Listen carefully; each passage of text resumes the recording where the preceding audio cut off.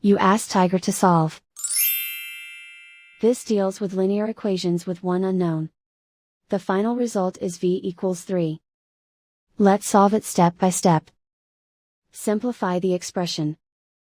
Find the greatest common factor of the numerator and denominator. Factor out and cancel the greatest common factor.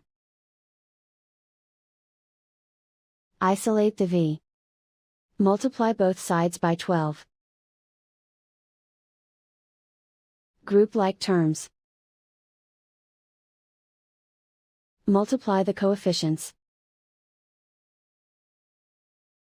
Simplify the fraction. Multiply the fractions.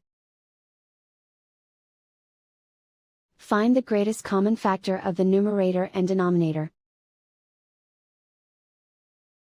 Factor out and cancel the greatest common factor.